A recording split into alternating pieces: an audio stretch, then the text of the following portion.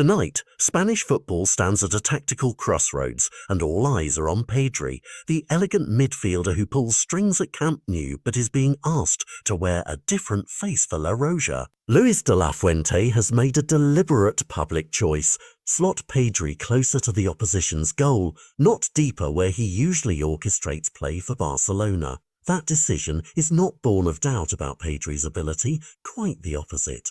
De la Fuente believes that by nudging him higher, the national team gains unpredictable attacking options, a nearer shooting threat, and a creative spark in the final third. At Barcelona, Pedri thrives because he is constantly involved.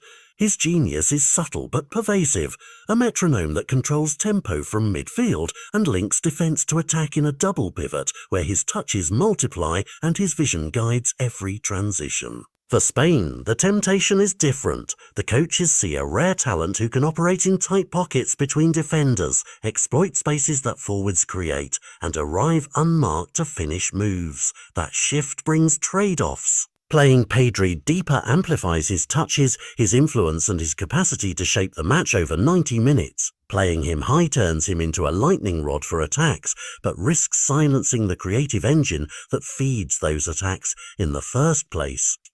Critics point to the mismatch between how Pedri lights up the Camp Nou and how he sometimes appears less central in Spain's system, arguing that the team dilutes his strengths when he is not given license to roam and touch in the same way. And they warn that fewer touches can blunt the influence of a player whose best quality is making the team play better. De la Fuente's answer is pragmatic. The team's balance matters more than replicating a club role. He insists Pedri's versatility is an asset. A player of his intelligence can adapt, he says, and by sacrificing some ball accumulation for proximity to goal, Spain can unlock defences that have frustrated them.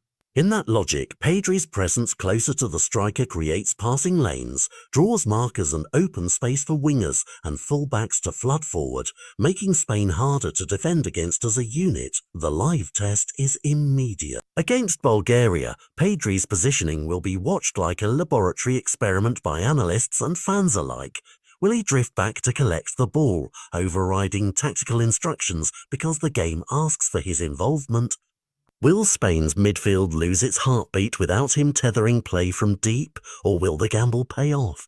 Pedri arriving late into the box, scoring or creating decisive chances, while his teammates benefit from the chaos he produces between the lines.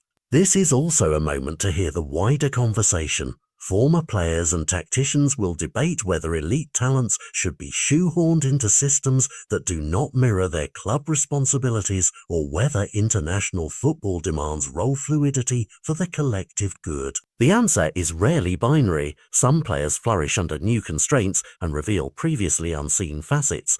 Others require a familiar structure to perform at their peak. Pedri's intelligence suggests he can be the former, but adaptability is only part of the equation. The movement of teammates, the instructions of full-backs, and the timing of forward runs will determine whether his higher station becomes a new explosive weapon or an underutilized cameo. For Pedri himself, the challenge is as professional as it is personal. Adapting to a new zone means adjusting timing, movements, and decision-making. It means accepting fewer touches and making each one count with higher directness. It demands a different stamina, not just physical but mental, to seize moments near goal that can change matches in an instant. For a player so young yet so highly rated, these seasons of adaptation will shape perceptions of his career beyond Barcelona's walls. And finally, the stakes for Spain extend beyond a single friendly or qualifier.